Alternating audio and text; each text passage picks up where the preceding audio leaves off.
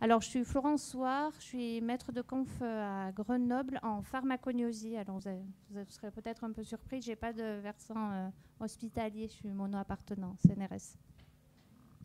Et je suis Audrey Thomas, donc je suis MCUPH à l'hôpital Cochin au niveau du service de cancérologie, essentiellement pour l'activité de pharmacie clinique, et à la faculté de Paris 5 en pharmacie clinique.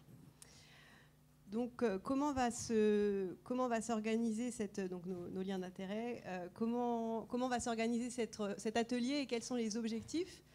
Donc les objectifs, comme je vous le disais, c'est de s'initier aux différents outils qui vont vous aider dans la gestion des interactions, notamment avec les bases de données françaises telles que Teriac, la base EDRIN que vous allez découvrir pour la détection des interactions plantes-médicaments, et puis toutes les autres sources complémentaires auxquelles vous pouvez avoir recours.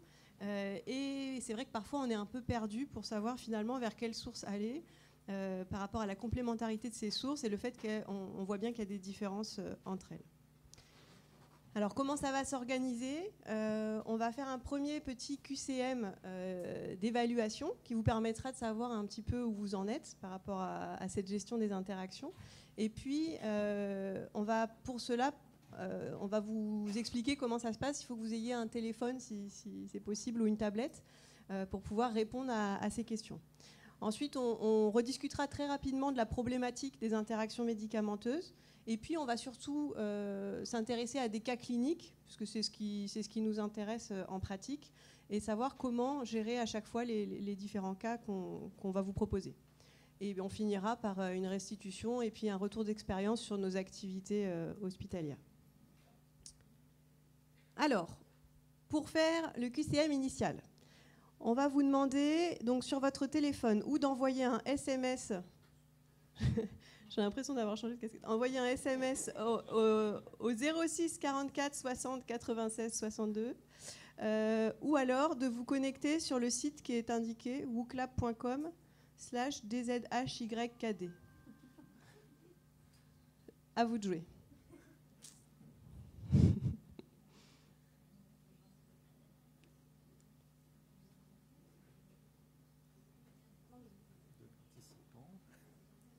Tu vois?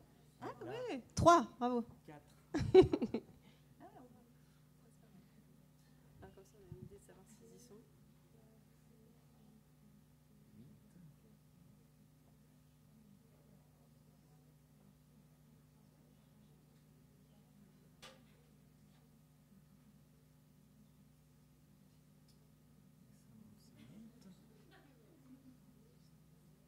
On devrait faire ça et après se présenter.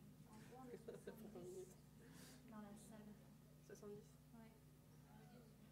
On est 70 personnes dans la salle, donc vous êtes qu'une vingtaine encore.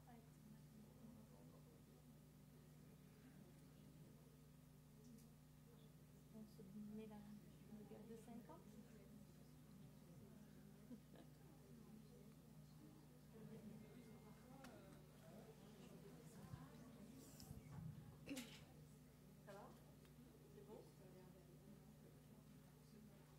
Est-ce que vous avez des difficultés?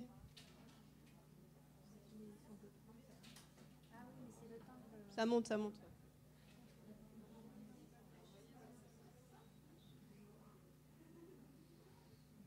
Vous avez fait avec le SMS là ou avec le... Ouais.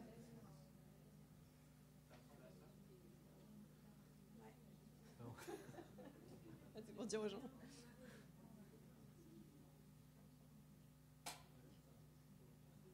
Bon, vous avez l'impression qu'on y va? On essaye? Pas encore. Ouais, on est pas mal là, 50.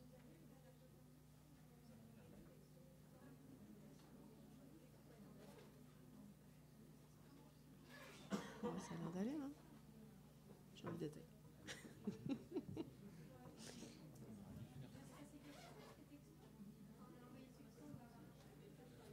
Non, normalement, c'est tout. Mais ouais, on va voir quand on va démarrer, peut-être si ça... J'essaye ?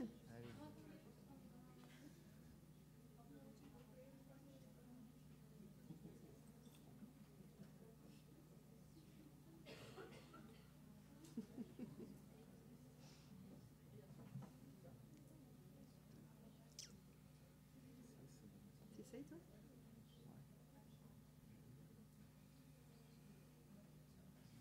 Allez, on y va ?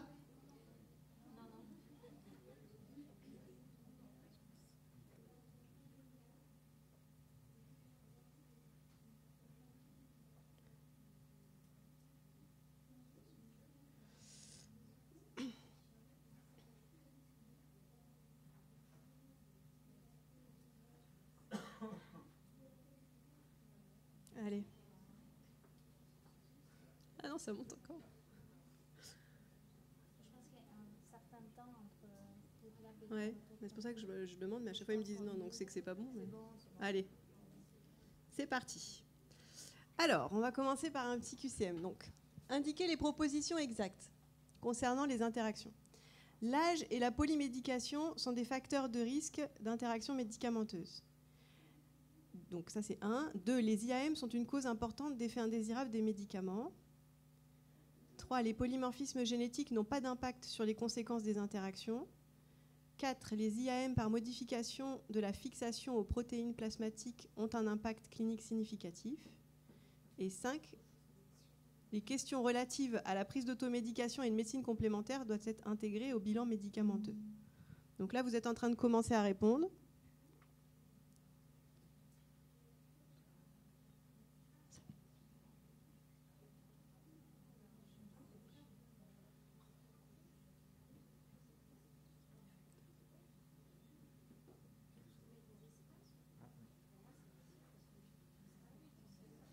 Vous avez quoi ?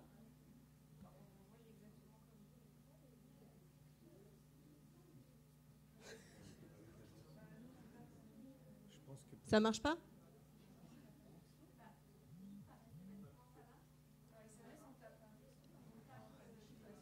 Pas du tout. Par SMS, en fait, le fonctionnement par SMS, à mon avis, vous avez envoyé une première fois le code qu'on a indiqué au début, ça vous génère ce qu'on appelle un fil de discussion, et au fur et à mesure pour répondre, vous prenez la suite de ces discussions, vous mettez vos réponses et vous envoyez. À la suite, ouais.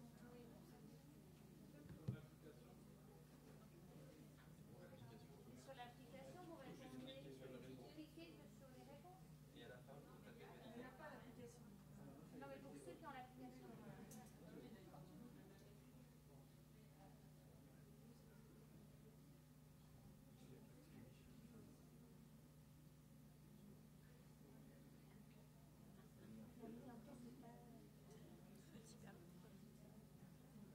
La deuxième question, ça va aller beaucoup mieux. Parce que là, il y a que 35. La deuxième question, ça va aller super. On regarde les résultats ? Toi, t'en as que 36. On attend. Vous avez encore 3 secondes pour répondre. C'est bon ? Oui. La moitié d'entre vous ont répondu là pour l'instant. Allez. Je regarde. Alors, on va regarder un petit peu comment vous êtes positionné par rapport à ces questions. Alors, c'est pas mal, c'est beau. Hein ? Moi aussi, je trouve ça très beau. Alors, donc la première, l'âge et la polymédication sont des facteurs de risque. On a effectivement 90% d'entre vous qui sont d'accord sur ça. Ça semble effectivement des éléments importants, mais ça a été bien montré. Et on sait que dans nos populations, effectivement, on a de plus en plus de patients âgés et polymédiqués. Par conséquent, plus à risque d'interaction. Les interactions sont une cause importante d'effets indésirables des médicaments. Ça vous pose aussi pas trop de questions par rapport à ça, avec pareil à peu près 90%. Et effectivement, ça a été prouvé que vous aviez plus de réhospitalisation, d'hospitalisation en urgence, etc., suite à ces problèmes d'interaction médicamenteuse. Donc ensuite, sur les autres questions où on a des valeurs importantes, on a les questions relatives à la prise d'automédication et de médecine complémentaire doivent être intégrées au bilan médicamenteux. Et ça, maintenant, c'est vrai que dans le contexte de la conciliation médicamenteuse, vous savez tous que ça fait partie des questions indispensables qu'on doit intégrer à ce bilan médicamenteux, de savoir qu'est-ce que vous prenez quand vous avez des difficultés à dormir, à quoi vous avez recours comme plante de façon habituelle, etc. Donc ça, c'était les questions qui avaient le plus de votes. Et effectivement, c'était les réponses justes. Donc ensuite, sur les autres, il y avait quand même des doutes. Donc notamment, pour la 3, les polymorphismes génétiques n'ont pas d'impact sur les conséquences des interactions médicamenteuses. Donc ça, c'était faux, et donc on y reviendra au fur et à mesure de l'atelier. Vous pouvez avoir des conséquences différentes des interactions médicamenteuses en fonction de vos polymorphismes génétiques. Et les IAM par modification de la fixation aux protéines plasmatiques, et vous pouvez me couper ainsi, ont un impact clinique significatif. Donc ça, on a un nombre de votes assez important sur ça, et c'est vrai que c'est ce qu'on nous apprend, c'est ce qu'on nous apprend régulièrement, de savoir qu'il y a des interactions par rapport à cette liaison aux protéines plasmatiques, notamment à l'albumine, et que les médicaments qui sont très liés, quand vous en prenez plusieurs, on va avoir un déplacement de ces médicaments de la liaison à l'albumine, par exemple. Ce qui fait que c'est ça l'interaction qu'on entend régulièrement comme mécanisme. En pratique, il s'avère que quand vous augmentez la fraction libre du médicament, vous augmentez également sa clairance, ce qui fait que finalement, en clinique, on a peu d'impact de ce type d'interaction. Donc ça, c'était faux. Donc tout ça, c'est des éléments où on va pouvoir discuter au fur et à mesure de l'atelier.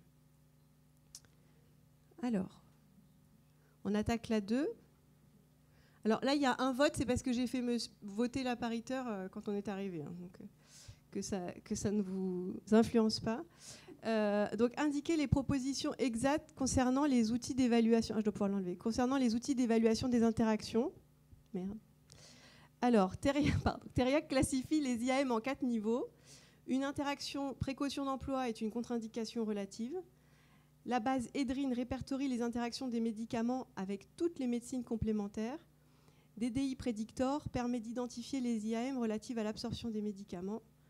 Le suivi thérapeutique pharmacologique est un outil intéressant pour gérer les IAM.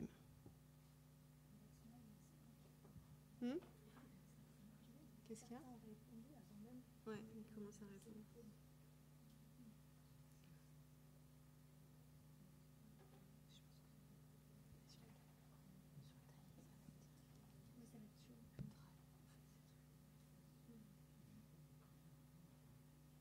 Ça dure 1h30.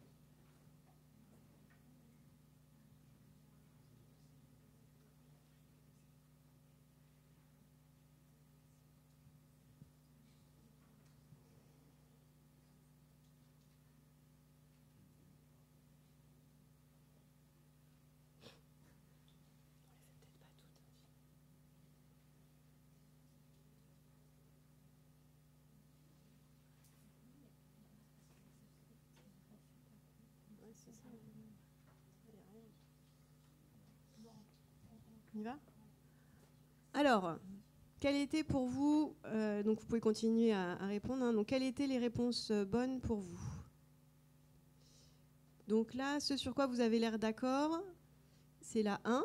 Bon, Thériac classifie les interactions à 4 niveaux, donc ça on est OK. Et l'autre qui est sûr, c'est le suivi thérapeutique pharmacologique est un outil intéressant pour gérer les IAM.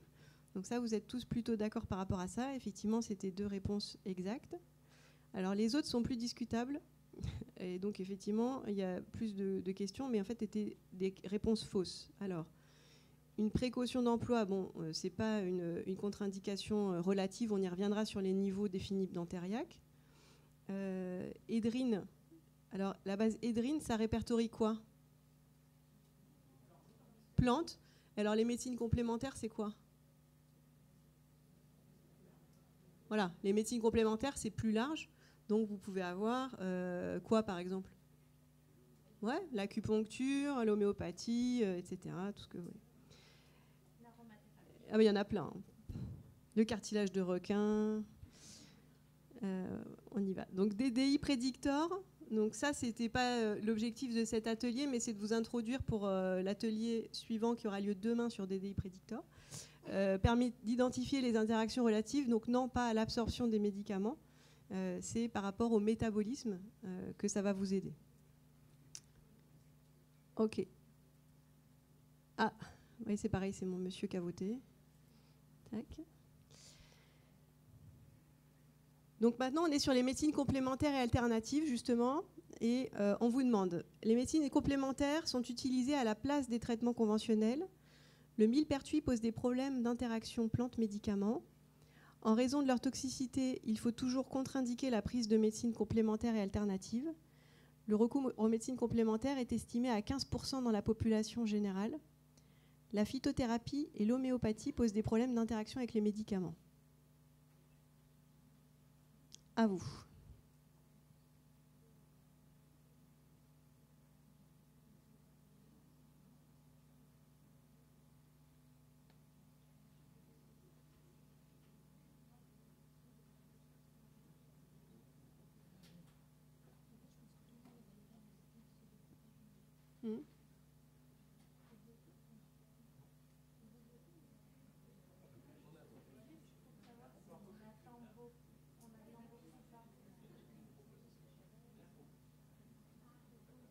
Il n'y en a qu'une.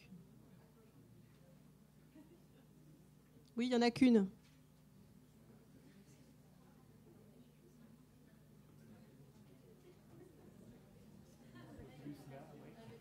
Ah, c'est parti là. Alors, le gagnant est le millepertuis. Donc ça, effectivement, c'était juste. Alors pour les autres, ça vous a quand même soulevé des petites questions. Alors pourquoi la 1 était fausse, à votre avis? Ouais. Donc ça aurait été quoi pour que ce soit juste? Ouais. Ou alors les médecines alternatives. Ouais. En 3, toxicité, il faut toujours contre-indiquer la prise de médecine complémentaire. Donc là, vous n'êtes plutôt pas d'accord avec ça. Pourquoi? Hein? Ouais, voilà, c'est pas toujours toxique et on y reviendra. L'idée, c'est quand même d'accompagner les gens et de leur donner les clés pour choisir au mieux ces médecines complémentaires. Le recours aux médecines complémentaires est à 15%, donc là, il n'y a que 9% parce que vous pensiez que c'était à combien? Ouais, plus, ouais. C'est ça. Donc c'est assez discutable en fonction des études, etc. Mais globalement, on est plutôt aux alentours de 40%. Et la phyto et l'homéo posent des problèmes d'interaction.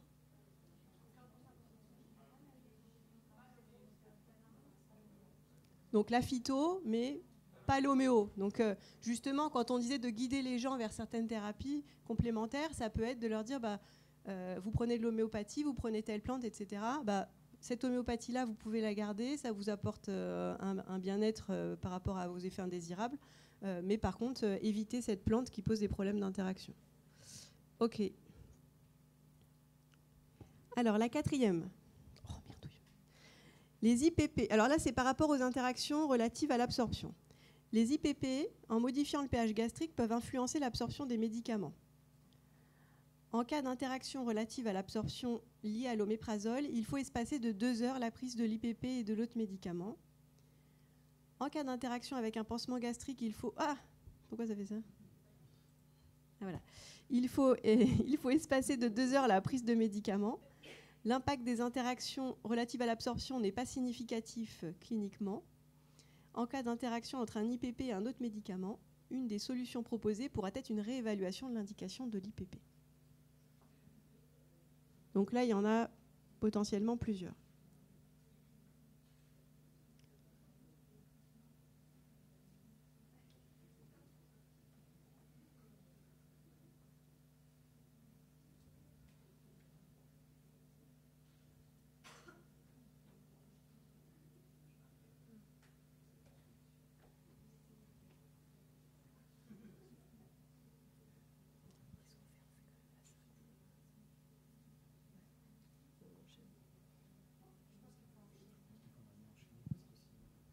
petite.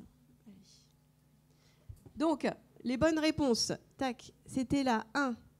Effectivement, avec les IPP, vous pouvez modifier l'absorption. En cas d'interaction avec le pansement gastrique, vous espacez 2 heures. Ça, c'est vrai pour le pansement gastrique et c'était faux pour l'IPP, puisque vous avez une action qui va être plus longue sur les pompes à protons que 2 heures. L'impact n'est pas significatif cliniquement, c'était faux. Et une des solutions, bah oui, c'est souvent de réévaluer l'IPP, puisqu'on se rend souvent compte que le patient ne sait pas toujours pourquoi il a cette IPP qui lui avait été prescrit il y a longtemps. Et la dernière, donc on va essayer de faire vite pour passer quand même à la suite, sur le métabolisme. Donc 1, le ritonavir est un inducteur enzymatique. La moitié des médicaments sont substrats du 3 à 4 environ. La carbamazépine est un inhibiteur enzymatique du 3 à 4. On y voit direct là. Le pamplemousse expose à un risque de diminution de l'efficacité de la simvastatine. Et les IAM relatives aux métabolites peuvent conduire à des adaptations posologiques des médicaments. Allez, c'est la dernière, et après on attaque. Donc souriez en même temps que vous tapez. Parce que sinon ils vont se dire, mais qu'est-ce qu'ils font dans cet atelier? Ils tirent tous la tronche.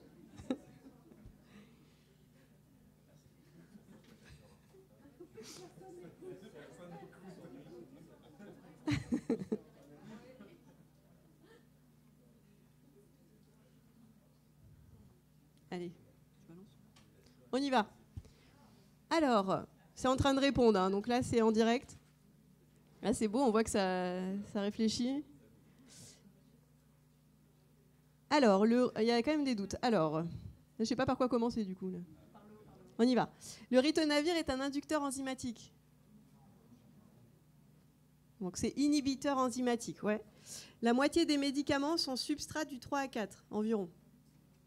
Oui, donc ça c'est vrai. La carbamazépine est un inhibiteur enzymatique du 3 à 4. Non, c'est un inducteur. Le pamplemousse, lui, il fait quoi? Il inhibe, donc vous avez un risque d'augmenter. Et les IAM relatives au métabolisme peuvent conduire à des adaptations posologiques. Oui, ça peut être une des interventions que vous faites suite à ça. Merci pour votre participation. On attaque. Ah ben non, c'est pas reparti. Hein. Attendez, on arrête ça. Tac. Non, il n'y a pas les réponses. Donc ça, on en a un petit peu parlé par rapport à ces QCM, de savoir que les facteurs de risque d'interaction médicamenteuse, ça va être surtout vos patients âgés, polymédiqués, qui ont des comorbidités. Et en fait, de plus en plus, dans nos différentes spécialités, pour nous aussi, enfin en cancérologie, pour moi, c'est aussi très vrai, c'est-à-dire qu'on a un vrai cloisonnement des spécialités qui fait que chaque spécialiste va prescrire les médicaments relatifs à la pathologie qu'il soigne. Et s'il n'y a pas d'échange entre les différents spécialistes, c'est là qu'on se retrouve facilement à des problèmes d'interaction médicamenteuse. Et c'est là où le pharmacien il va être au cœur du problème par rapport à ça, puisque lui, il pourra voir ces différentes ordonnances, il pourra voir les différents médicaments du patient. Vous êtes en officine ou à l'hôpital pour combien il y en a qui sont à l'officine? D'accord. Tous les autres, c'est plutôt hôpital, c'est ça? D'accord. C'était juste pour savoir. En pratique, quel que soit notre lieu d'exercice, c'est la même problématique. Et c'est vrai que ça va être ce risque élevé de problèmes médicamenteux. Dans ces problèmes médicamenteux, vous avez ce risque d'interaction qui est majeur. Je pense que si vous êtes inscrit à cet atelier, c'est que vous en êtes probablement convaincu. Et quand on vous demande, et de plus en plus on nous demande finalement de faire les preuves de l'intérêt de nos activités et de nos interventions, quand on peut prouver qu'on a diminué le risque de réhospitalisation d'événements graves, c'est vrai que c'est là qu'on voit l'intérêt de prévenir ces interactions médicamenteuses. Donc il y a différents types d'interactions, on les a tous appris. Donc vous avez les interactions pharmacodynamiques qui peuvent être, ou les interactions pharmacodynamiques qui peuvent, excusez-moi, je suis perturbée, les interactions pharmacocinétiques qui peuvent jouer sur les différentes phases dont on a parlé. Donc vous avez les interactions relatives à l'absorption, on l'a vu, à la distribution, je vous ai dit qu'elles avaient en général peu d'impact cliniquement. les interactions relatives au métabolisme, et c'est là où on a la plus grande partie de nos interventions pharmaceutiques, et l'élimination aussi, vous avez des problèmes réels par rapport à ces interactions. À ces différentes phases, vous avez aussi l'implication des transporteurs, tels que les PGP, vous savez, tous ces transporteurs qui peuvent être impliqués dans les différentes phases. Mais en pratique, on a peu d'exemples finalement d'interactions cliniquement relevantes, uniquement liées à ces transporteurs, ce qui fait qu'on n'en parlera pas beaucoup aujourd'hui, puisqu'en pratique quotidienne, ça ne va pas beaucoup influencer votre pratique de pharmacien. Pour repositionner le sujet, on le disait dans les QCM, donc les médecines complémentaires maintenant sont prises par beaucoup de patients. Donc moi j'ai en plus un biais, je pense, qui fait du fait que je suis en cancérologie, mais c'est vrai dans toutes les pathologies.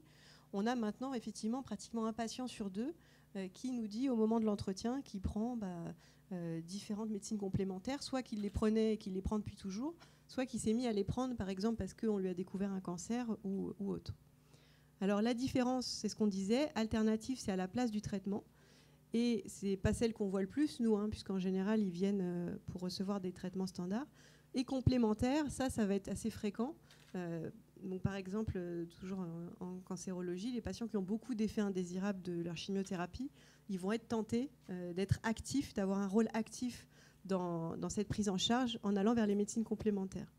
Et de plus en plus, on parle d'une médecine intégrée qui viserait à associer les traitements conventionnels, donc qui, eux, ont prouvé leur efficacité, et ces médecines complémentaires qui commencent, pour certaines, à prouver leur efficacité. Donc la fréquence, tout ça, on l'a vu. Tu veux prendre la parole, Florence, avant qu'on... Pour illustrer ce point concernant la médecine dite intégrative, il y a un papier, alors moi aussi je vais citer le Canada, je ne suis pas très originale, où un papier est tout récemment sorti en parlant de la validité de ces médecines complémentaires et de comment nous devons nous positionner. Donc s'il y a un risque d'interaction, alors je vous ai traduit l'abstract en quelques points, je vous ai mis les points phares. S'il y a un risque d'interaction avec les médicaments entre certaines médecines complémentaires, donc je pense là évidemment à la phytothérapie, et les médicaments sont fondés, il y a des données probantes, il n'y a pas besoin d'avoir un biais, en étant totalement factuel, il y a un risque d'interaction. Et en Amérique du Nord, au moins, il y a des contraintes financières qui poussent parfois les patients à aller dans ce sens-là.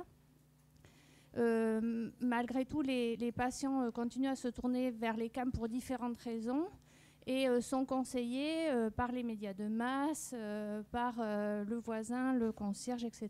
Et donc, il n'y a souvent pas de professionnel de santé qui vient leur proposer du soin là-dedans parce qu'on se sent incompétent, ou pas suffisamment informé. Donc, de nombreux établissements maintenant en Amérique du Nord proposent des médecines complémentaires, mais on voit aussi des positionnements qui peuvent paraître choquants où on voit dans ces soins, dans ces centres où il y a de la médecine complémentaire, apparaître des partis pris, pardon, moi aussi je suis perturbée sur le flash, des partis pris un peu, par exemple, anti-vaccination qui peuvent nous choquer. Donc on doit se positionner, essayer de se documenter sur ces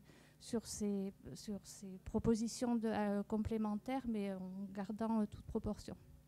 Donc, notamment, ce qui était mentionné dans cet article, c'est que les gouvernements anglais et australiens, et quelque peu aussi canadiens, essaient de réglementer cette prise en charge de CAM pour proposer des personnes recours pour conseiller correctement les patients.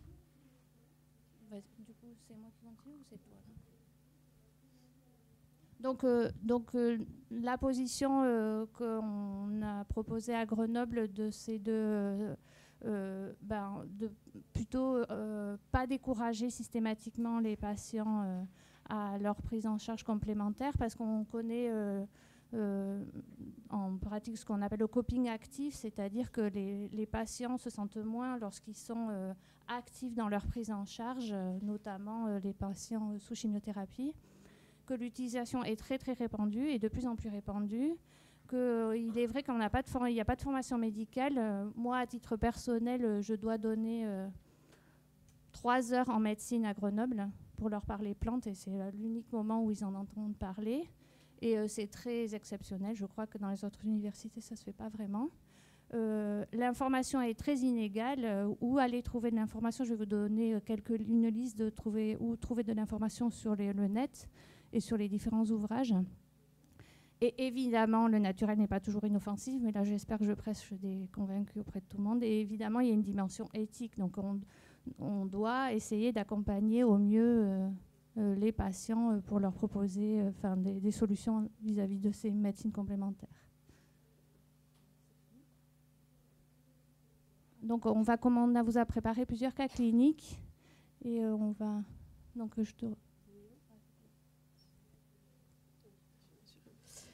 Alors, on attaque le cas 1.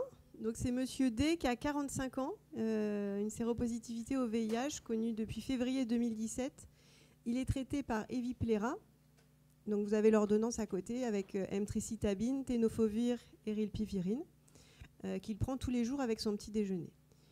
À part les diarrhées qu'il a appris à gérer, il le supporte plutôt bien. Et en discutant, il vous dit qu'il prend du zolpidem, enfin celui de sa femme exactement, pour dormir quand il a des insomnies, une fois par mois, et une gélule d'oméprazole quand il a des reflux. Et cette semaine, il en a pris tous les jours. Donc vous avez l'ordonnance à côté. Vous voyez qu'il a aussi du doliprane, de l'imodium, donc en lien avec les diarrhées dont il vous a parlé, et de l'UV-dose. Donc vous avez tout ça. Et donc, qu'est-ce que vous faites, vous, en pratique, pour aller analyser cette prescription, et en particulier par rapport à la problématique d'aujourd'hui, aux interactions médicamenteuses? Qu'est-ce que c'est votre réflexe, vous, quand vous avez ça? Ouais, donc direct. Et donc, si vous ne savez pas, ouais. Ouais, ok. Donc... Alors, on fait une question pour nous orienter. L'interaction oméprazole-rilpivirine est une association déconseillée. L'oméprazole, donc ça, est-ce qu'on fait oui, au cas par cas. Qu'est-ce que vous en dites pour ça? L'interaction oméprazole-rilpivirine est une association déconseillée. Oui, contre-indiquée plutôt. L'oméprazole peut diminuer l'absorption de la rilpivirine.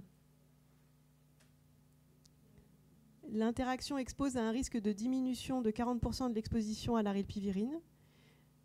Il pourrait être proposé d'espacer 2 heures la prise de l'IPP et de la rilpi, ou un arrêt de l'oméprazole ou une substitution par ranitidine peuvent être proposés. Donc là, globalement, effectivement, c'est la démarche que vous allez avoir, vous, par rapport à cette interaction. Qu'est-ce qui vous semble intéressant comme intervention à mener?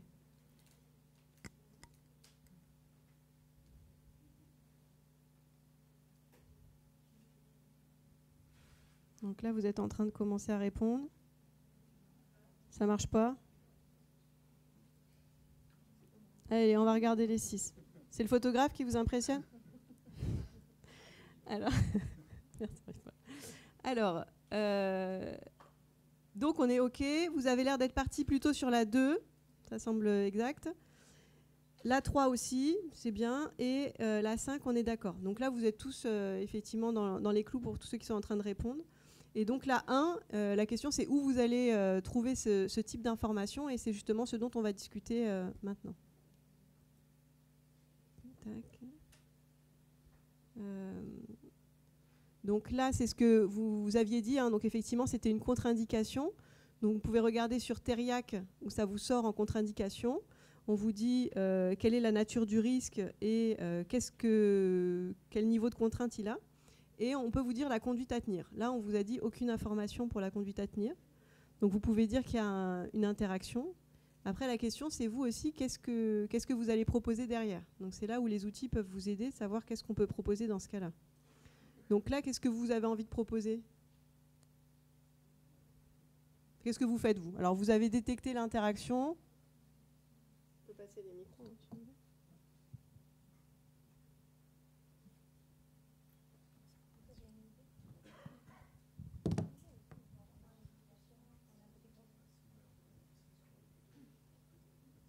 moi, je reverrai avec le patient s'il prend son IPP effectivement de manière continue et si c'est effectivement nécessaire sur le plan de ses symptômes. Ok. Si effectivement il le prend de manière continue et que c'est nécessaire, à ce moment-là, je reverrai avec le médecin pour l'avertir de l'interaction. Et vu que c'est contre-indiqué, donc là, il faudra envisager un autre traitement anti-H2, mais de tête, je ne sais plus lesquels, mais c'est que ceux qui sont en une prise par jour, je crois. Et sinon des antiacides, et là aussi il y a des contraintes en termes de délai à prendre en compte, quoi. Ok. Voilà. Donc c'est ça, effectivement, vous allez réfléchir à parce que donc l'idée de dire qu'il y a une contre-indication, c'est la première étape. L'étape d'après, bien sûr, c'est là où on va proposer quelque chose.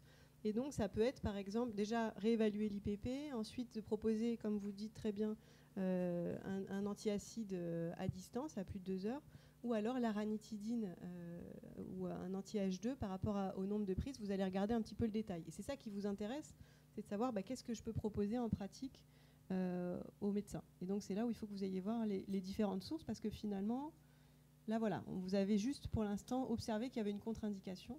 Et donc on va pouvoir parler un petit peu de cette source Teriac qui... Alors, donc, on a parlé des sources d'information, et donc l'une des sources d'information, ce sont les bases de données françaises sur le médicament.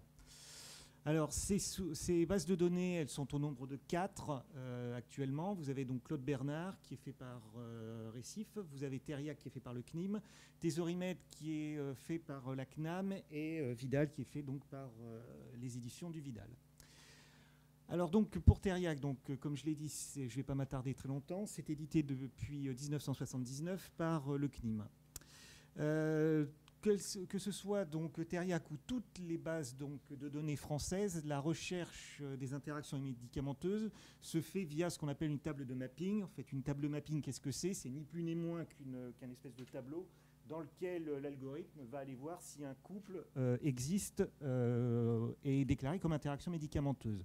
Cette table de mapping, elle est constituée sur la base d'un référentiel qui est le thésaurus des interactions médicamenteuses du GTIAM, le GTIAM étant le groupe de travail sur les interactions médicamenteuses de l'ANSM. Alors, ce groupe de travail donc, qui dépend donc de l'ANSM recense uniquement les interactions médicamenteuses qui sont jugées comme cliniquement significatives selon ce groupe. Il faut compter 1 à 2 mises à jour par an, et la dernière mise à jour date du mois de septembre donc 2016. Donc c'est quand même un peu passé. Les monographies donc, qui sont proposées par le GTIAM, eh bien, c'est quasiment donc, toujours le même item, c'est même toujours. On a tout d'abord ce qu'on appelle les protagonistes, c'est-à-dire l'association à risque, la nature du risque donc, sous la forme donc, de 4 niveaux possibles, les contre-indications, les associations des conseillers, les précautions d'emploi et les associations à prendre en compte. On aura ensuite ce qu'on appelle la nature du risque et enfin, éventuellement, une conduite à tenir face à une interaction médicamenteuse. Alors, au niveau des niveaux de contraintes donc, définis par le GTIAM, ils sont au nombre de 4. Vous avez tout d'abord les contre-indications qui regroupent en fait des interactions pour lesquelles le risque attendu est excessivement important, ou alors il y a un risque d'échec thérapeutique pour le patient, ou alors il existe une alternative thérapeutique sans risque, ou alors un arrêt d'un des 2 médicaments est possible. Et enfin, autre association qui peut justifier un niveau de contre-indication, c'est l'association à une place limitée dans la stratégie thérapeutique. On a ensuite le niveau qui s'appelle association déconseillée, et là il s'agit donc de contre-indications donc relatives. On a ensuite donc les précautions d'emploi pour lesquelles il y a une surveillance qui est préconisée, comme par exemple une adaptation de la posologie. Et enfin, on a le niveau à prendre en compte qui est un niveau recensant les associations pour lesquelles il y a addition des effets indésirables des 2 médicaments. Alors, une petite vidéo maintenant, puisque le CNIM donc, a développé une version donc, touch de sa base donc, de données.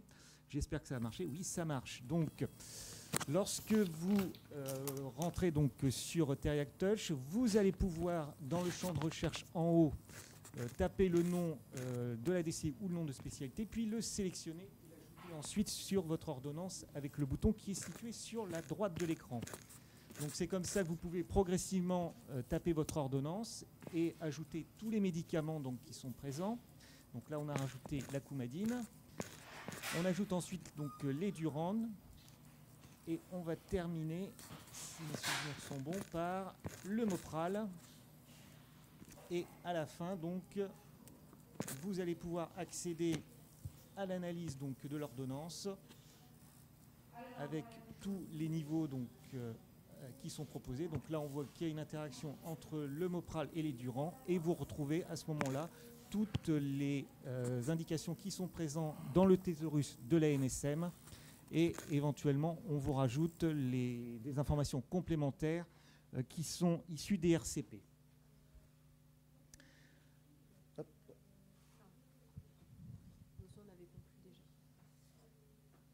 Donc ça, on avait déjà conclu par rapport à ce cas 1. Donc là, c'était le cas assez standard, le cas d'école. Vous le retrouvez dans Teriac. Vous avez globalement observé la conduite à tenir avec, vous retrouvez finalement...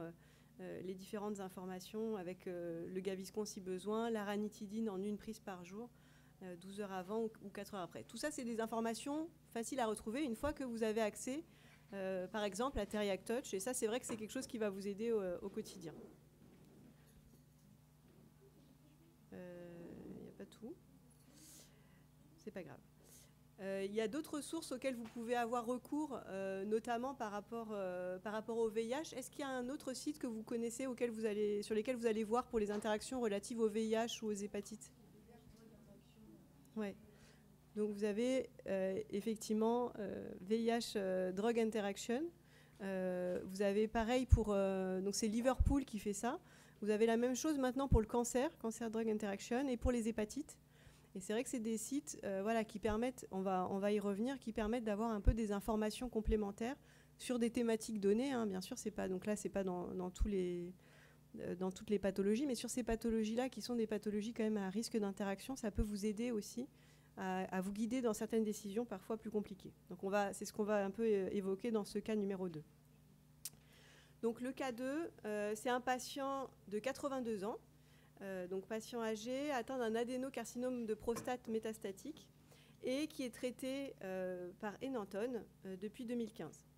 Son PSA est à 32 et il a une augmentation des douleurs, donc on a une progression clinique et biologique de son cancer de prostate métastatique.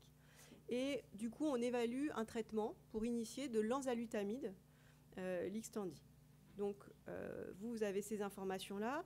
Et dans les antécédents, vous savez que ce monsieur a une hypertension artérielle, une valve aortique mécanique depuis 90, et que dans ses traitements, il a du Coversyl, de la coumadine, de l'Inexium, 1 par jour, et du tramadol 4 fois par jour si besoin, mais il a une VA à 5. Donc son évaluation de la douleur est à 5 sur une échelle de 1 à 10. Donc vous vous retrouvez avec ça. Donc là, qu'est-ce que vous faites? Par rapport à ce qu'on vient de dire, vous allez vérifier sur Teriac ou sur Vidal.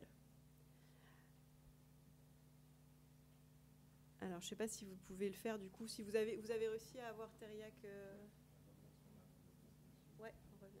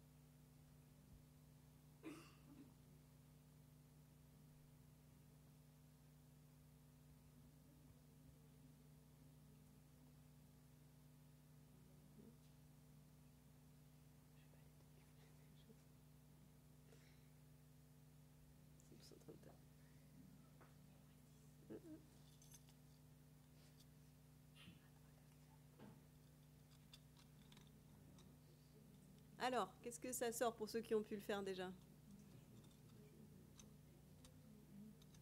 à rien.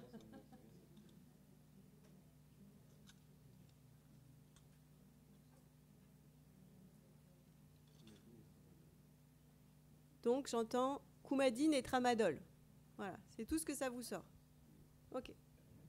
Teriac, il y a ça. D'accord. Donc du coup, là, vous avez a priori pas de problème particulier avec son traitement antitumoral, l'enzalutamide. Peut-être que d'autres ont d'autres infos, d'autres informations. Est-ce qu'il y en a d'autres qui ont vu autre chose qui ne serait pas présent dans Teriac? Ah, voilà.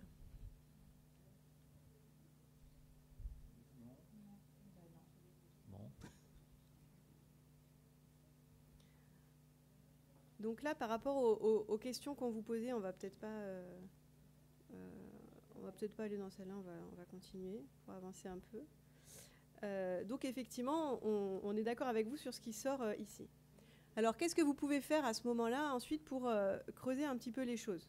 Donc pourquoi, est-ce qu'il y en a qui ont une idée de où il pourrait y avoir un problème ailleurs que sur Teriac? Vous, est-ce que vous avez, c'est peut-être pas des médicaments que vous utilisez dans votre pratique quotidienne, l'enzalutamide, j'imagine, mais...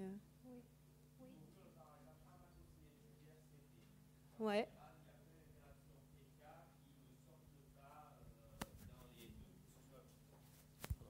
Donc en général, quand les médicaments sont pris en charge par un cytochrome, il y a beaucoup d'interactions, que ce soit dans Teriac ou dans Vidal, qui ne ressortent pas quand on fait l'onglet analyse, soit Teriac, soit Vidal. Et au final, quand on rentre dans le paragraphe pharmacocinétique, il y a plein d'études qui montrent que telle association a réduit l'absorption ou la biodisponibilité du médicament de tant de pourcents, ou qu'il y a une interaction sur le cytochrome 2D6 ou autre qui entraîne soit une surexposition, soit une sous-exposition. Et en effet, le paragraphe PK est en général indispensable pour ces genres de médicaments-là. Problématique qu'on a un peu moins si on fait l'analyse sur drugs dans la base américaine que sur les bases françaises, et d'où les problèmes après derrière. Que fait-on données américaines versus données françaises? Donc effectivement, ça soulève la question d'utiliser d'autres bases comme drugs, qui est Drugs Interaction, là, que vous avez accès facilement tous, auxquelles vous avez accès tous sur Google, qui en fait comprend la base de données Micromedex, où certains ont accès également, et plus encore. Donc le souci que vous pouvez avoir après quand vous regardez ce type de base, c'est au contraire des fois presque un peu trop d'informations, presque trop de risques d'interaction médicamenteuse, puisqu'on vous sort un peu tout et n'importe quoi, enfin pas n'importe quoi, un peu tout au niveau théorique, et vous après vous avez du mal à faire la part finalement par rapport à ces interactions. Donc c'est vrai qu'on est amené, quand on fait ça au quotidien, finalement, à jouer un peu, pour l'instant, puisqu'on n'a pas encore de référentiel plus clair, à jouer un petit peu avec ces différentes bases pour nous guider. Donc c'est vrai que souvent, des fois, juste déjà d'aller dans le paragraphe pharmacocinétique de la molécule, ça vous guide. Là, c'était le cas pour ce médicament. Si vous allez voir un peu l'enzalutamide, par quoi ça passe et comment ça interagit, vous avez un peu ce type d'information. Donc je vais reprendre et compléter donc ce qui a été dit jusqu'à présent. Donc effectivement, dans Teriac et même dans les autres bases de données, que ce soit Vidal, Claude Bernard ou autres, certaines interactions ne sont pas mentionnées. Alors les causes de non-détection, elles peuvent être multiples, donc j'en ai listé quelques-unes. Tout d'abord, l'association peut très bien ne pas encore avoir été évaluée par le GTIAM, puisque toutes les bases, comme je l'ai indiqué précédemment, reposent sur les référentiels du GTIAM pour signaler des interactions médicamenteuses.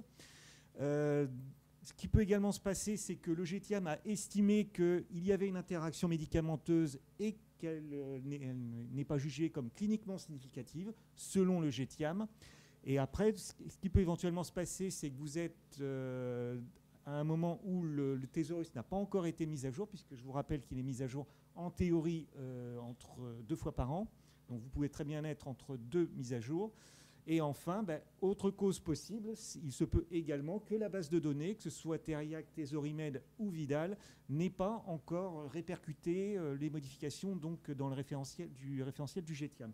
C'est pour ça notamment qu'il est important, quelle que soit la base de données que vous utilisez, de toujours regarder de quand date la dernière mise à jour. Parce que parfois, ça peut vous donner la réponse de savoir pourquoi l'interaction médicamenteuse n'est pas signalée.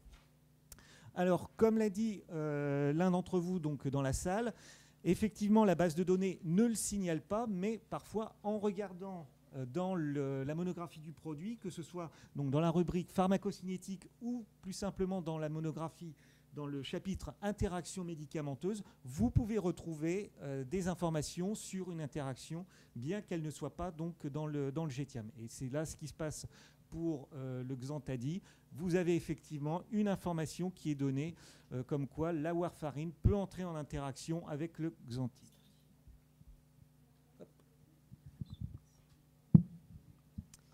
Donc là, on vous demandait, le risque majeur pour ce patient est une augmentation de la concentration de warfarine. L'induction du 2C9 par l'enzalutamide expose le patient à un risque de perturbation de l'INR. Une substitution de la warfarine par une HBPM peut être envisagée.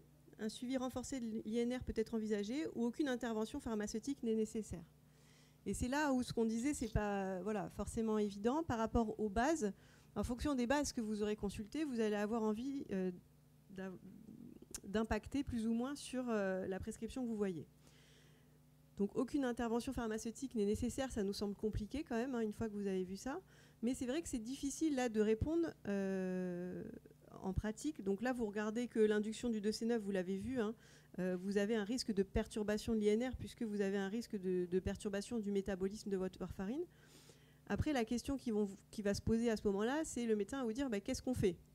Qu'est-ce que vous avez envie de faire à ce moment-là, du coup ? Donc là, on a plutôt l'air de partir pour un suivi renforcé de l'INR. C'est ça ? Alors, comment vous faites ça, du coup ? Donc, ça veut dire quoi ? Vous lui dites quoi, du coup, au patient ? Enfin, il va falloir qu'il suive son INR tous les combien, par exemple ? Parce que ça, c'est pareil, ça vous est dit, ça vous est pas précisé.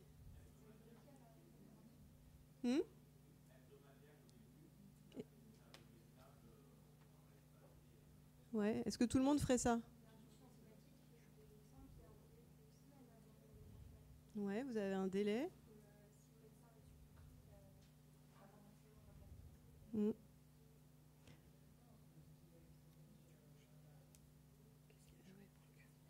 Pardon.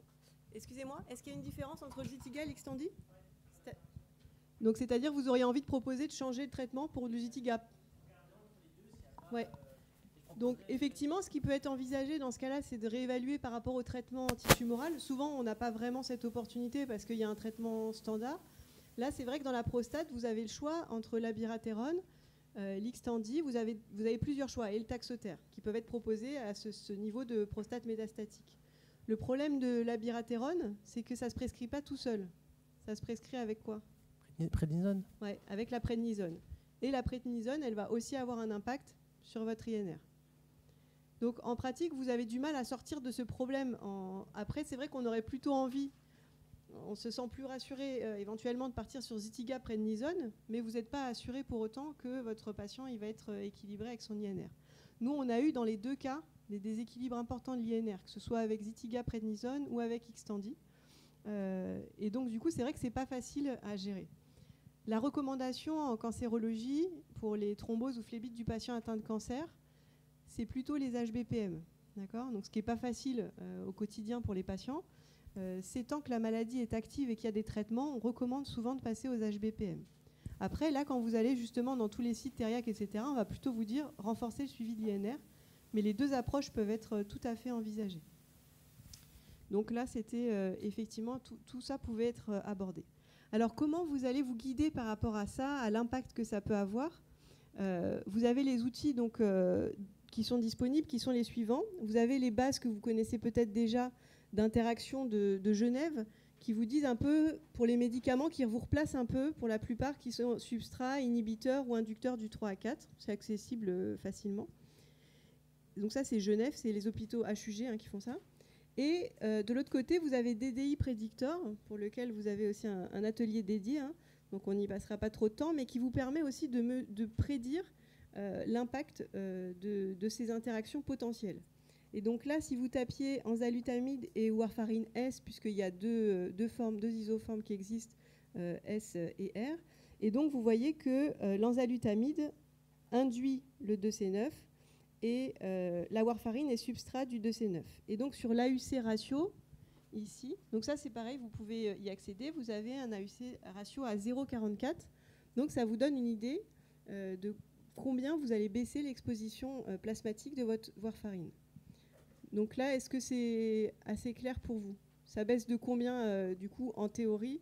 C'est estimé à combien la baisse de concentration plasmatique, de l'exposition plasmatique à la warfarine quand vous avez de l'enzalu? Voilà, 56%. Ça marche. Donc pour ça, je vous invite à aller aux ateliers qui auront lieu demain. Vous posez la question à Michel Todd qui est là aussi, hein, qui pourra vous répondre sur le sujet. Alors sur les autres outils dont vous parliez tout à l'heure, Drugs ou Micromedex, bah, vous aviez quand même cette interaction qui sortait en majeur. Donc ça vous guide aussi vers ce genre de problématique. Et cancerdruginteraction.org dont je vous parlais. Alors là, c'est presque, comme je vous disais, le problème inverse. C'est qu'il vous sort des interactions un peu avec beaucoup de choses. Et donc après, c'est à vous de faire la part des choses. Donc il vous dit que l'enzalutamide, comme il induit, bah, il risque de diminuer la concentration plasmatique d'un certain nombre de médicaments. Et c'est vrai. Après, voilà, reste à savoir cliniquement quel impact ça va avoir. Et vous, quelles conséquences vous allez donner à ça. Donc ça, c'est vrai que ça reste pour l'instant assez subjectif et c'est sûrement sur ça où il faut qu'on avance pour essayer de travailler tous de la même façon sur ces sujets. Donc là, on avait bien un risque de diminution de 56% de l'exposition à la warfarine. On pouvait proposer de suivre un INR, de suivre l'INR de façon renforcée, ou de substituer par une HBPM. Pour ce patient, c'était particulier puisqu'en plus, vous avez vu, c'était une valve mécanique. Vous savez ce qu'on peut proposer dans ce cadre-là? Peut-être pas. Est-ce que vous avez entendu parler de CoaguCheck? Non. En fait, c'est des systèmes d'automesure de l'INR. Donc, c'est des dispositifs qui sont remboursés, mais que chez les enfants et chez les patients qui portent des valves mécaniques. Ça permet, en fait, c'est comme, vous savez, les systèmes où vous mesurez au niveau du doigt, c'est un autotest, qui permet de mesurer l'INR. Donc, pour l'instant, on est par le remboursement limité à certaines pathologies. Mais là, typiquement, il rentrait dans les clous. Donc, on peut proposer ce type de système pour essayer d'évaluer un peu plus près l'INR sans être obligé de prélever trop fréquemment le patient. Donc, ça pouvait être aussi proposé pour lui. Ok, on va passer sur le reste. Ça va pour le cas 2 ou vous avez des questions sur la pratique, des choses que vous feriez différemment ou d'autres bases sur lesquelles vous vous reportez? C'est bon?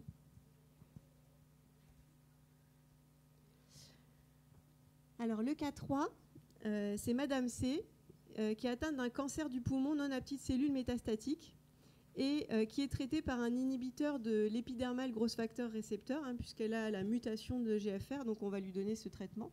Et c'est l'erlotinib, le Tarceva, qui est donc un inhibiteur de tyrosine kinase qui s'administre par voie orale. Et donc, il est prescrit ce médicament à la posologie standard, 150 mg par jour. Et en fait, ce qui est intéressant et ce qu'on voit sur ces images, j'ai pas de truc, c'est que en fait, on a là où ça brille globalement, c'est qu'on a une fixation et donc des cellules tumorales. Donc, on voit au début la fixation. Et ce qui est embêtant, c'est que finalement, à 6 mois, quand elle a sa réévaluation, on a une nouvelle fixation au niveau d'une autre vertèbre qui apparaît, ce qui fait qu'on a une réponse non optimale à notre erlotinib. Au niveau de cette activité clinique qui n'est pas celle qu'on attendait, les posologies sont augmentées de l'erlotinib à 300 mg par jour. Et là, la patiente répond à tous les sites où on avait cette fixation, puisqu'on n'a plus de fixation qu'on peut voir au TEP scan. Donc on a un entretien avec elle et en fait, on se rend compte qu'elle ne prend pas de médicaments, mais qu'elle prend des médecines complémentaires, des comprimés de circulinf pour sa circulation, depuis toujours, de l'homéopathie et donc natrum muracilicium, et voilà, et des granules tous les soirs au coucher. Donc vous avez ça. Et donc là, on vous pose quelques questions sur ce sujet. Alors, l'homéopathie peut interagir avec son traitement par erlotinib. Bon, ça, on connaît la réponse. Circulinf est une médecine complémentaire qui peut interagir avec son traitement par erlo. Le suivi thérapeutique peut vous permettre de détecter une interaction. Il peut être envisagé d'arrêter circulinf. Ou dernièrement, la patiente fume. Cela peut expliquer l'absence de réponse à l'erlotinib 150 mg par jour.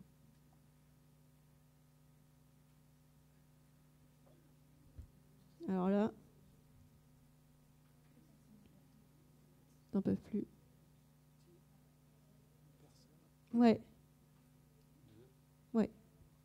Ok.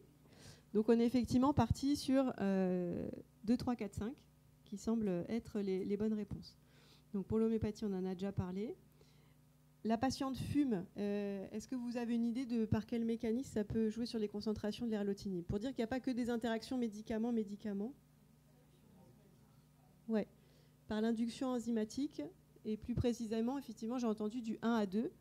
Et quand vous induisez le 1 à 2, vous diminuez les concentrations de l'erlotinib. C'est ce qui aurait pu expliquer, ce n'était pas le cas de notre patiente, mais c'est ce qui aurait pu expliquer ça.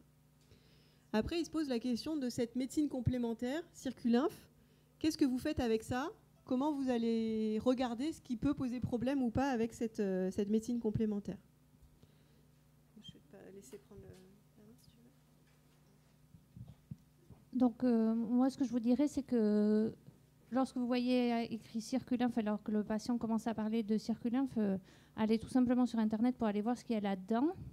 Ça paraît pas mal. Et je vous ai mis en noir sur la droite tout ce qui est produit naturel. Donc, il y a du citron, des bioflavonoïdes, alors évidemment qui sont bio, puisqu'ils sont naturels, évidemment, de la vigne rouge, de la piloselle, des pépins de raisin, des extraits secs d'ananas, du ginkgo biloba, de la quercétine, la rutine, etc.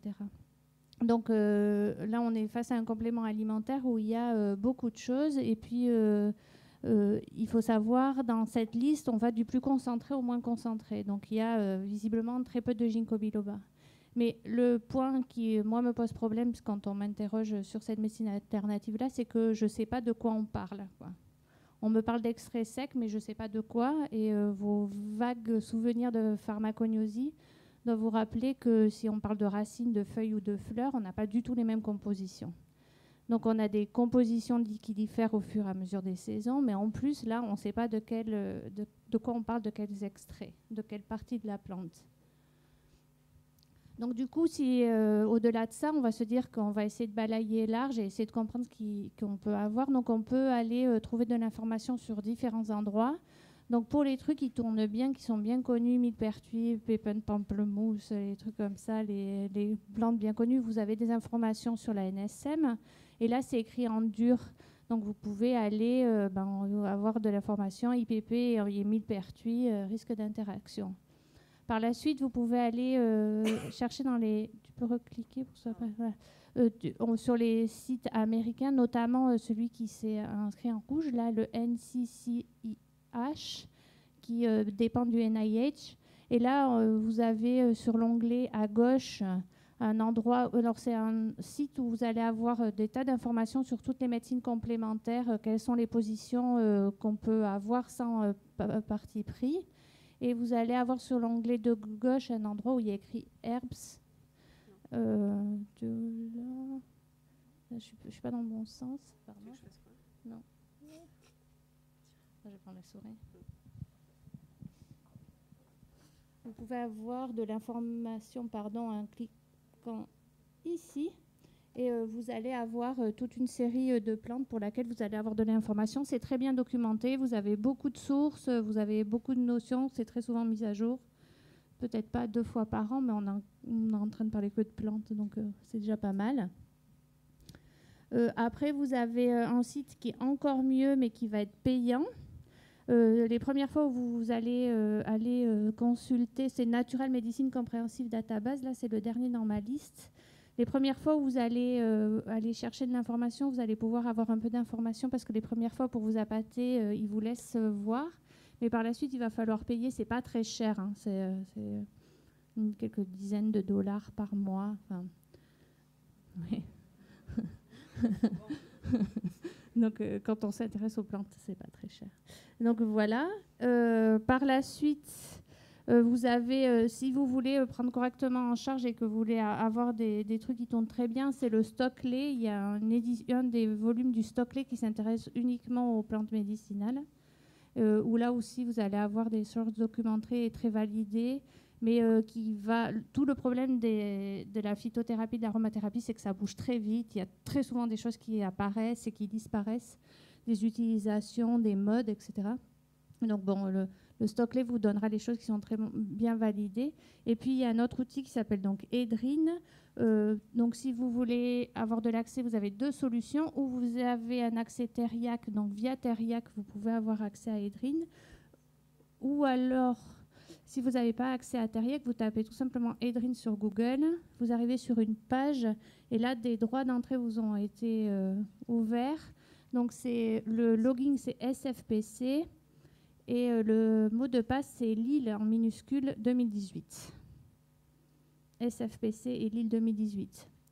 Donc, tout est en français. Et j'ai essayé de faire un travail pour essayer d'être concise et digérer l'information.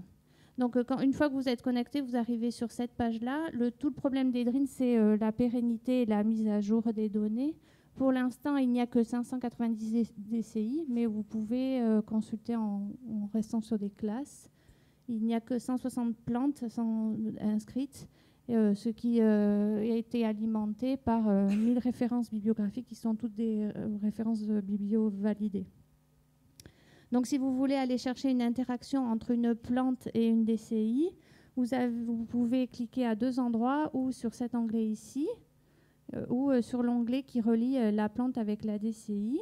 Et vous allez va apparaître un onglet. On va peut-être passer sur la question pour gagner du temps. Et vous allez arriver sur cette page-là où vous allez pouvoir renseigner une plante, un médicament.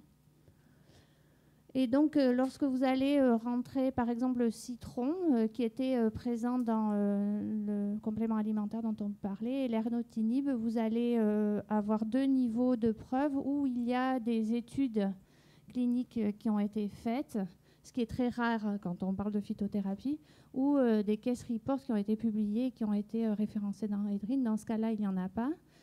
Et vous avez un deuxième niveau de preuve où vous allez avoir une interaction potentielle via des études qui ont étudié la pharmacocinétique. Donc, comme on est en train de parler de plantes, on ne peut pas hiérarchiser en contre-indication, précaution d'emploi, etc. Donc, vous avez un code couleur qui va vous permettre de prendre des décisions. Donc, quand c'est rouge, c'est fort, il faut s'inquiéter. Moyen, faible, etc. Et ça diminue. Et vous allez avoir aussi un autre onglet qui va être en mauve où il y a écrit inconnu. Et là, c'est dans les situations où la littérature diverge. Certains vont vous dire que telle plante est inhibiteur, quand d'autres vont vous dire que les substrats de tel cytochrome, etc. Et ça, certainement, après analyse un peu plus précise de la littérature, c'est parce qu'on ne parle pas des mêmes organes des plantes ou des mêmes types d'extraits. Donc, en fonction des compositions, on a des informations différentes. Alors, comment on utilise cette information ? On a une surveillance particulière. On va faire attention, même quand c'est inconnu, tout en ayant un point de recul, en se disant on va essayer d'avoir un peu plus d'informations. Un autre point que j'ai oublié de vous dire, c'est que dans les interactions, vous avez toujours un petit texte ici. Donc, on voit ici qu'une publication décrit que le citron est inhibiteur du 3 à 4. Donc, si vous ne croyez pas à Edrin, vous avez loisir de cliquer sur le petit rouleau de papier qui va vous envoyer vers la référence bibliographique. Donc, vous allez pouvoir aller lire l'article. Et il y a toujours un petit résumé qui nous intéresse pour la prise en charge clinique. On parle du jus de citron. Et puis, vous allez pouvoir consulter comme ça, un à un. Donc, on est toujours avec l'ernotinib. En ce qui concerne la vigne, on a une interaction classée d'intensité moyenne avec le 1 à 2, le 2C9 et faible avec le 2C9 et le 3 à 4.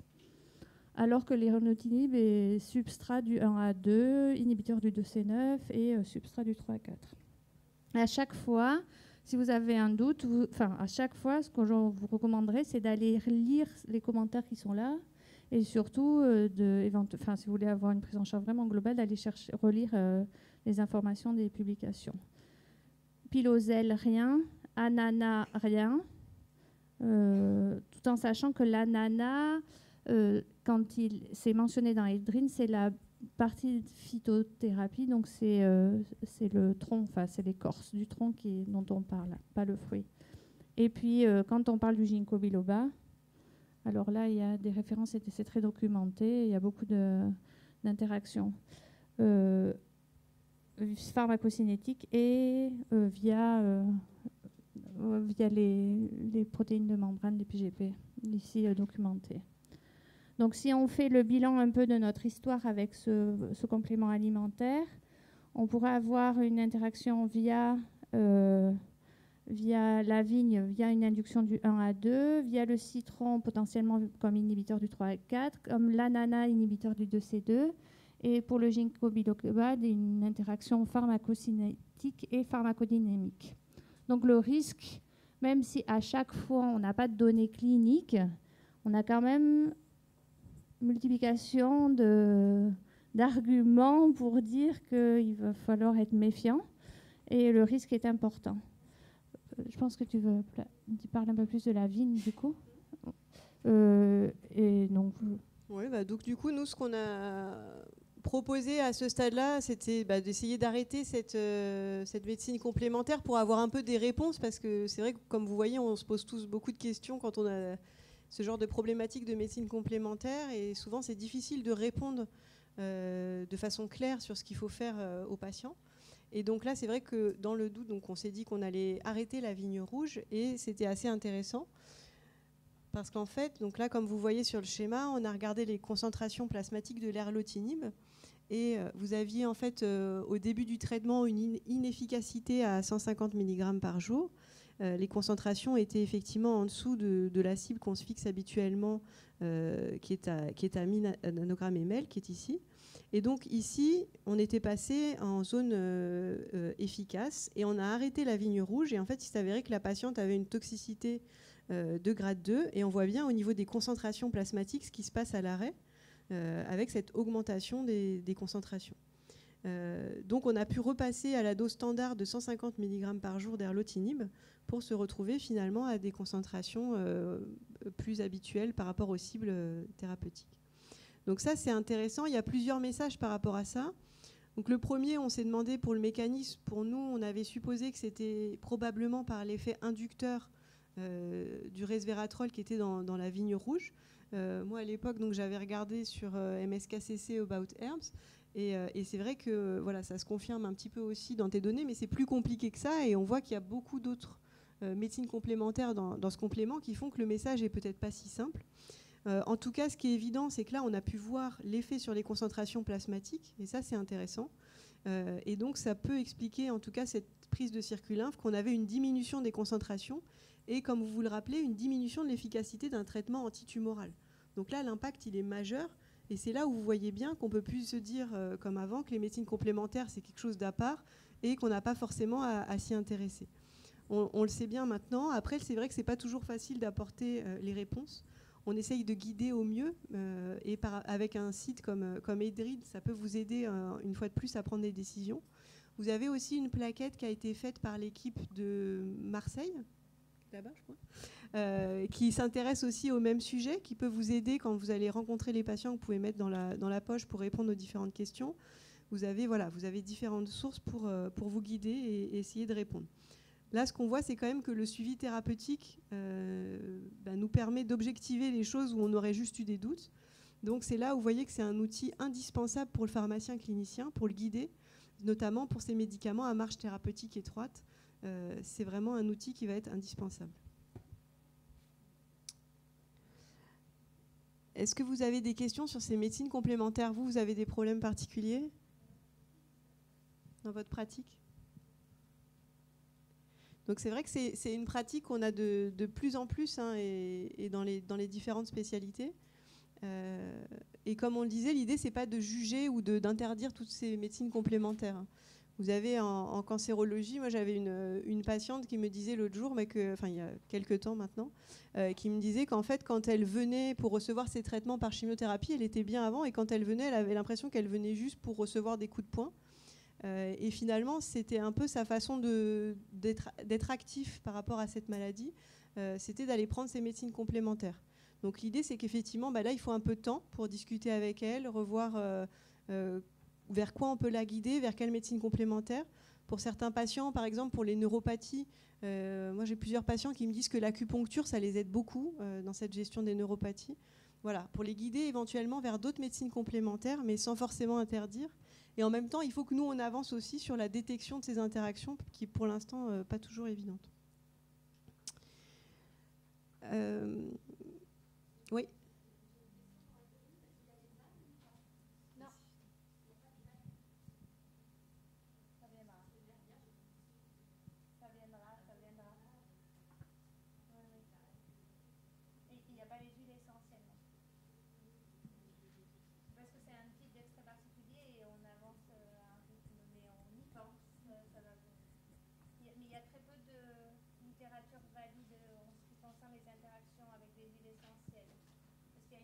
Variabilité de composition entre les fabricants, etc. Et des compositions très différentes, donc c'est difficile d'avoir quelque chose de raisonné en critère pour les huiles essentielles. Donc toujours, la précaution c'est de proposer plutôt le topique que le féroce, évidemment, et plutôt dilué à plus de 10%, mais du coup il n'y a pas de données sur autre chose que les plantes, il n'y en a que 160.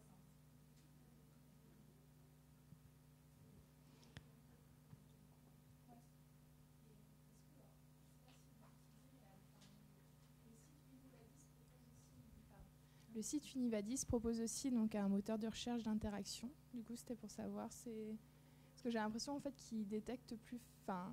Moi, je l'utilise pas en pratique, alors je le connais pas. Du coup, Je sais pas s'il y en a d'autres qui le connaissent dans la salle. Et alors, il vous semble j'ai l'impression qu'il y a plus d'interactions qui ressortent, mais si vous dites que finalement toutes les bases de données se reposent sur le même référentiel, c'est pas. Voilà, du coup, je savais pas si vous aviez une réponse à.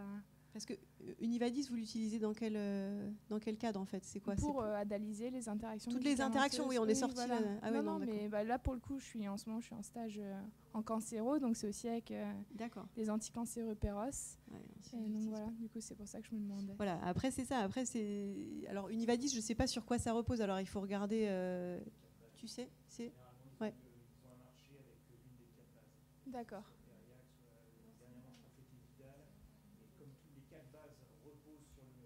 Donc finalement, vous devez obtenir les mêmes informations, à moins qu'il y ait un problème d'algorithme de recherche, c'est les mêmes références.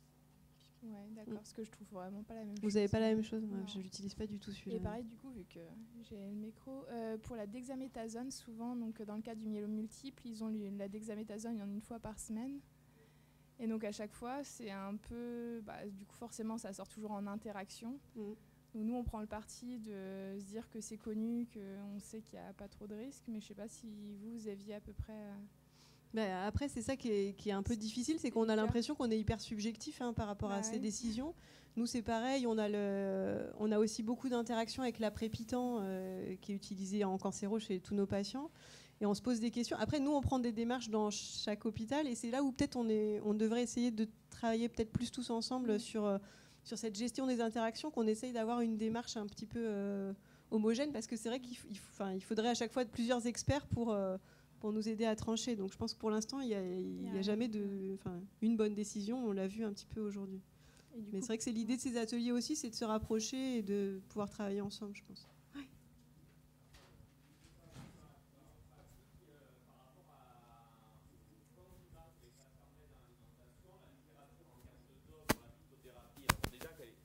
Déjà qu'en règle générale, la littérature sur la phytothérapie n'est pas très complète, mais alors par rapport aux doses et aux quantités qu'il faut avaler pour avoir l'effet inhibiteur et inducteur, quel discours, tout ce qui est cuisine à base de curcuma, cumin, l'ail, très problématique, on ne sait jamais trop. Comment vous le formulez, parce que c'est assez difficile. En tout cas, nous on a du mal à se positionner sur ces questions-là par rapport à qu'est-ce que je peux mettre dans l'alimentation et jusqu'à quelle quantité et quelle fréquence, quoi. Ouais, je crois qu'il y avait une réponse par rapport à l'examen. D'accord. Donc en fait, par rapport à ça, oui, c'est pareil. Donc effectivement, c'est compliqué de savoir dans quelle mesure c'est absorbé. En plus, on ne sait pas trop. Des fois, c'est pas hyper absorbé. C'est tous les épices, etc. Là, c'est pareil. Nous, de façon assez subjective, on s'est dit qu'on allait essayer d'avoir des messages clairs, mais pour tout ce qui était alimentation, etc., on n'a pas envie de changer toutes les habitudes de nos patients. C'est-à-dire qu'il y a des patients qui ont des habitudes alimentaires de mettre des épices partout, etc. On n'a pas envie de tout changer parce qu'on a des doutes. Donc, changer les habitudes de vie des patients quand déjà ils n'ont pas forcément le goût de manger, qu'ils ont voilà, d'autres perturbations. Donc nous, on a pris le truc de se dire, tant que c'est de l'alimentation, on laisse comme ça. Et pour le reste, on essaye de guider au mieux. Mais je pense que oui, il y a différentes approches qui doivent être faites probablement en fonction des hôpitaux et des services. Moi, le conseil que je donnais, parce qu'on m'a fait intervenir un peu en onco là, à Grenoble, c'est que je leur demandais s'il y avait eu un changement alimentaire, enfin un changement d'habitude alimentaire avant et après. Donc typiquement, l'ail, j'ai rencontré le cas où du coup le patient mangeait de l'ail à tous les repas, quoi. Donc là, évidemment, je lui ai dit que ça ne va pas le faire. Enfin, pas comme ça, hein, mais du coup, ma question sur les régimes alimentaires, c'est ça. Et concernant les compléments alimentaires type celui-là, en général, je suis plus raisonnée que quand il y a de la phytothérapie, parce que je sais que les doses sont en général bien inférieures. Bon, là, on a un cas, ouais, voilà. Mais pardon ?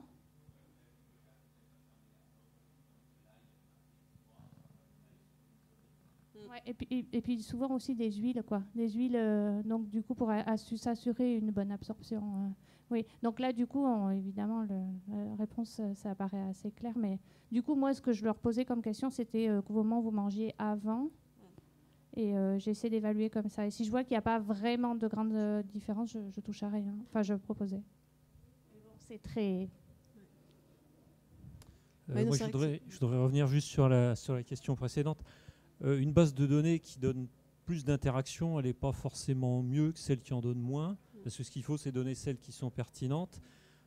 Souvent, il y a des prédictions qui sont basées sur des données in vitro. Par exemple, on sait que tel médicament est substrat de tel cytochrome, alors on dit attention, une interaction potentielle. In vivo, ça ne se vérifie pas forcément pour un tas de raisons. Par exemple, parce que la clairance qui passe par ce cytochrome représente une toute petite fraction du total, et donc en pratique, ça n'a pas d'intérêt.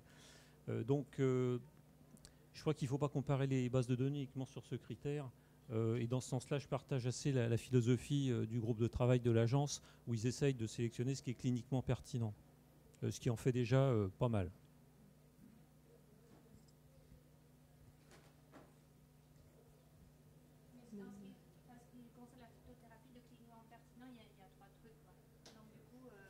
Ça, c'est vrai.